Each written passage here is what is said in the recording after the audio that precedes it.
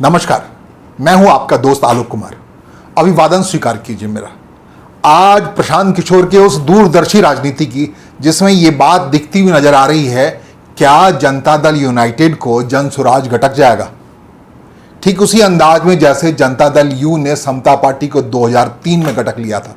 हालांकि चुनाव आयोग में अब भी उषा पासवान के नाम से रजिस्टर्ड है समता पार्टी, जिसका चुनाव चिन्ह मशाल हुआ करता था, अब वजूद में नहीं है मोटे तौर पे चुनाव अभियान में, क्योंकि नीतीश कुमार जो उसके कर्णधार थे, जॉर्ज फर्नांडिस जो जिस समता पार्टी के कर्णधार थे, वो दुनिया में नहीं है। एक वक्त ऐसा आया था कि समता पार्टी के अध्यक्ष बनी जया जेटली, वो फिलहाल अभी हैं। जब समता पार्टी का जनता दल यू में विलय हुआ था, उस समय वो जनता दल यू की अध्यक्ष भी बनी थी।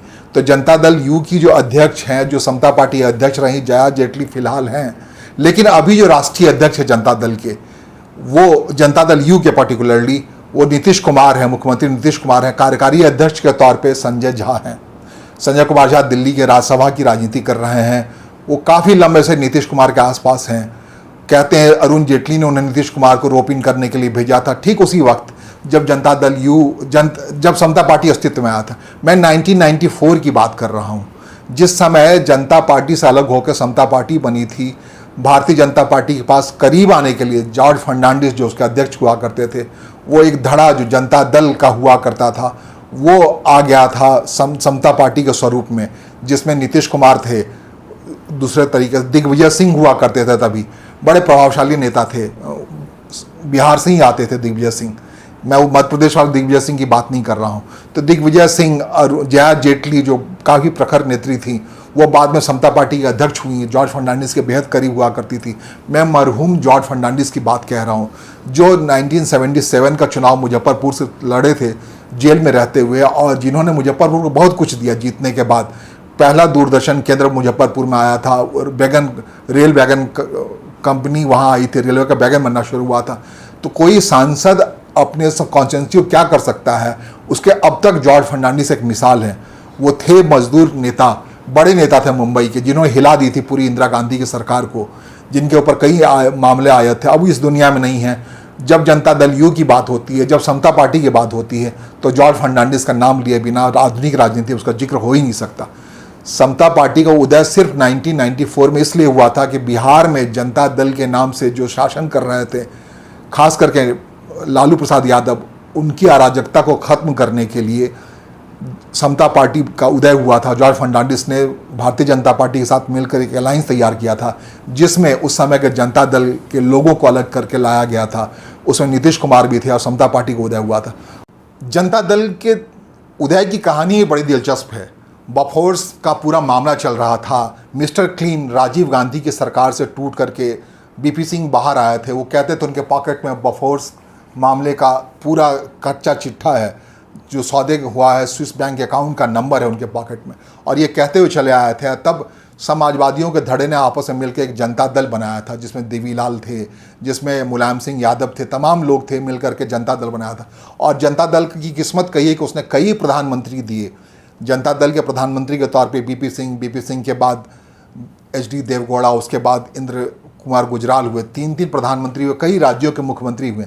लेकिन हालत ये हुआ कि इतने ज़्यादा टुकड़े हुए जनता दल के कि वो गिने नहीं जा सकते। जब मैं बात कर रहा था समता पार्टी की, समता पार्टी का उदय 1994 में जनता दल से अलग होकर हुआ था। जॉर्ज फर्नांडिस बाहर निकल आए थे। बड़े आश्चर्यजनक तरीके से उन्होंने भारतीय जनता पार्टी का समर्थन किया था। इसलिए किया था कि बिहार से लालू राज को ख़त्म करना था, जिसके बारे में पटना हाई कोर्ट का एक डायरेक्शन आया था, जिसमें कहा गया था बिहार में जंगल राज है। तो उस जंगल राज की बात को ख़त्म करने के लिए 1994 में नीतीश कुमार को सामने करके एक शिष्य के तौर पे समता पार्टी आई है। समता पार्टी बाद में जाकर 2003 में कई राजनीतिक तिकड़मों को झेलते हुए अपने आप में जनता दल यू में विलय कर गई। जनता दल में यू में विलय करने का जनता दल का पूरा कमांड था। उन दिनों शरद यादव हुआ करते जनता दल यू के अध्यक्ष, वो चले आए नीतीश कुमार के पास, और हालात ये बने कि शरद पवार को ही बाद में, इस शरद यादव को जो जनता दल यू के नेता थे, उनको ही जनता दल यू से अलग कर दिया गया। अब फिलहाल इस पार्टी का नेतृत्व नीतीश कुमार के पास है। नीतीश कुमार के उम्र को लेकर बहुत सारी बातें कही जा रही हैं, बुजुर्ग हुए जा रहे हैं, और जनता दल यू के समाप्ति की उद्घोषणा कई मोर्चों से, कई हिस्सों से हो रही है। क्योंकि बिहार में नीतीश कुमार के बाद जनता दल यू का आखिरकार होगा क्या? जिस जनता दल के यू के अलायंस से फिलहाल भारतीय जनता पार्टी एनडीए की सरकार वहाँ चला रही है, उस जनता दल यू का नीतीश कुमार के बाद क्या होगा? तो नीतीश कुमार अगर चाहें तो निशांत कुमार को इसकी कमान देकर के इसके जिंदा रख सकते हैं, लेकिन उसके बाद अगर ऐसा नहीं होता है जनता दल यू के अंदर तो कौन संभालेगा इस पार्टी को, ये कहना बहुत ही मुश्किल है। इस सूरत में जो हालात बनते हुए दिख रहे हैं, जैसे कि मैं शुरू में ही कहा, जन सुराज एक विकल्प के तौर पे सामने आ रहा है। जन सुराज की बात इसलिए कह रहा हूँ कि जन सुराज के जो सूत्रधार हैं, जो प्रशांत किशोर हैं, प्रशांत किशोर ने जनता दल यू को सेवित किया है, पोषित किया है 2015 से लेके 2017 तक, 17 तक नहीं 2020 तक, मोटे तौर पूरे 5 साल तक उन्हें सेवित किया। राष्ट्रीय उपाध्यक्ष हुआ करते थे। नीतीश कुमार ने इन्हें काफ़ी प्रभावशाली, काफ़ी ताकतवर बना दिया गया। पूरा कहते हैं पूरी पार्टी पर प्रशांत किशोर का कब्जा था उन दिनों। सरकार चला रहे थे नीतीश कुमार और पार्टी चला रहे थे प्रशांत किशोर। कौन अध्यक्ष होगा, कौन प्रखंड अध्यक्ष होगा, कुल मिलाकर के जन स्वराज बनाने से पहले, अनुभव लेने से पहले उन्होंने एक पूरी पार्टी चलाने का अनुभव जो लिया था वो ये जनता दल यू ही थी। बिहार का हर प्रखंड का वर्कर जानता था कि प्रशांत किशोर कौन से है। उन्हीं के रहमो करम पे वो अपनी राजनीति कर रहे थे। ये 2015 से 2020 के दरमियान की बात है, जब नीतीश कुमार कहा करते थे कि मेरा उत्तराधिकारी प्रशांत किशोर ही होगा, ऐसा लग रहा है, तब ये बात हो रही थी। प्रशांत किशोर भी खुले दिल से कह रहे थे मेरे दत्तक पिता समान है नीतीश कुमार। ये अलग बात है, जब से 2020 में वो अलग हुए, 2022 में उन्होंने मोटे तौर पर जन सुराज अभियान शुरू किया। उनका पूरा प्रखर विरोध नीतीश कुमार के खिलाफ ही है। नीतीश कुमार कहें जनता दल यू के खिलाफ है, जिससे उन्होंने राजनीति सीखी, जिससे उन्होंने पैजामा कुर्ता पहनना सीखा, उस पार्टी के खिलाफ खड़े।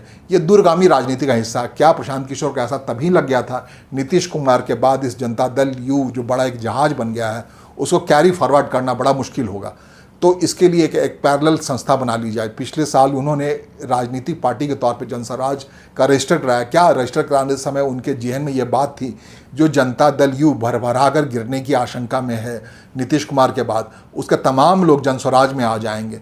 जिस नीतिगत तरीके से उन्हें प्रबलता के साथ जनता दल यू को खड़ा किया था, आरजेडी के खिलाफ तैयार किया था 5 साल तक, वो उनके काम आ जाएंगे। वो तमाम लोग जनसुराज पावर में आती हुई दिखेगी। तो प्रशांत किशोर जिस आवेग में लगे पड़े हैं, एक तीसरा मोर्चे का आवेग में लगे पड़े हैं, जिस ढंग से उन्होंने भारतीय जनता पार्टी से फासला बना रखा है, जिस तरीके से उन्होंने लालू प्रसाद यादव से फासला बना रखा है, आरजेडी से फासला बना रखा है, इस फासले के पीछे एक वजह हो सकती है जनसुराज आने वाले दिनों में जनता दल यू को गटक जाए। जनता दल यू पे ही आरोप है कि उसने समता पार्टी को गटका है।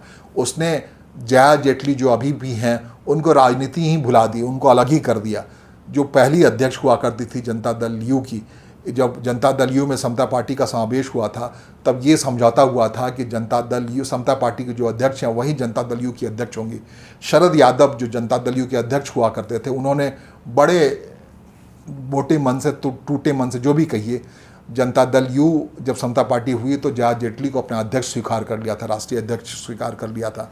तो इस सूरत में आप कह सकते हैं कि जनता दल यू को जनता दल यू ने जिस अंदाज में समता पार्टी को खाया, समता पार्टी जैसे जनता दल से खड़ी हुई, जनता दल बीपी सिंह ने जनता दल से आओ जाकर के बाद में मोटे तौर पर मिल गई भारतीय जनता पार्टी के साथ, और भारतीय जनता पार्टी के साथ वो लगातार 1994 से ट्रैवल करती आ रही है नीतीश कुमार के चेहरा के नाम पे।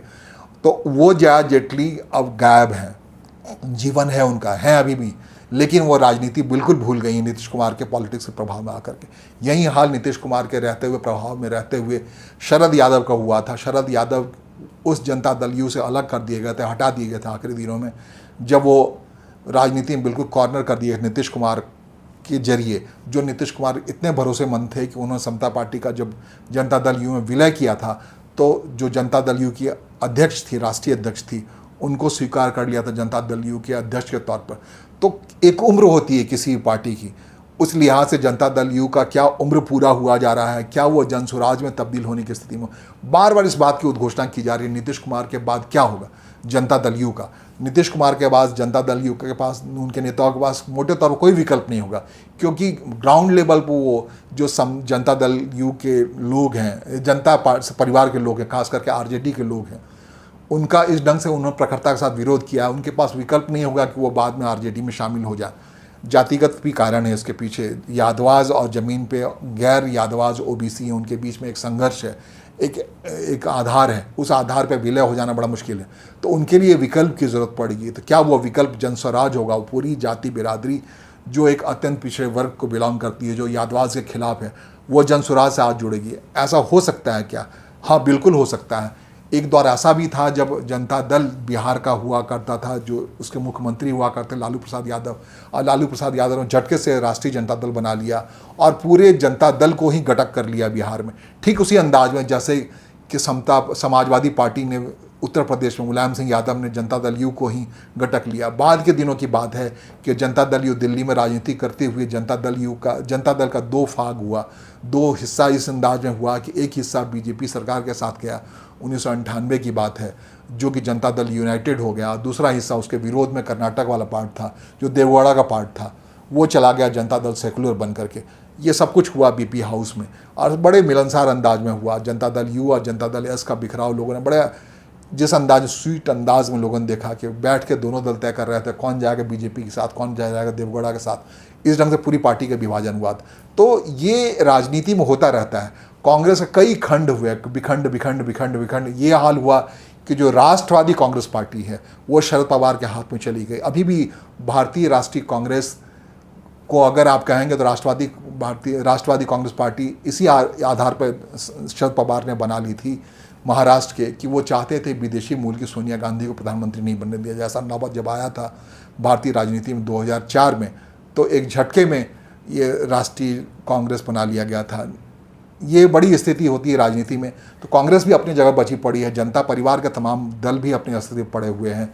जनता दल सेकुलर लगभग भारतीय जनता पार्टी पास आ गई है। जनता दल यू का भारतीय जनता पार्टी में विलय होगा ऐसा होता नहीं दिख रहा है। हो सकता है उसके लोग बिहार में आकर के जनस्वराज, नए अफसर जो आ रहा है, जनस्वराज विलय कर जाए। तो ये सवाल घना है कि क्या जनता दल यू को, जनता दल यूनाइटेड को जनस्वराज गटक जाएगी? जिस प्रभाव में, जिस आवेग में बढ़े चले आ रहे हैं प्रशांत किशोर और क्या ऐसी कोई पुरानी साठगांठ है नीतीश कुमार प्रशांत किशोर के बीच कि ऐसा मौका आएगा तो जनस्वराज ही रहेगा?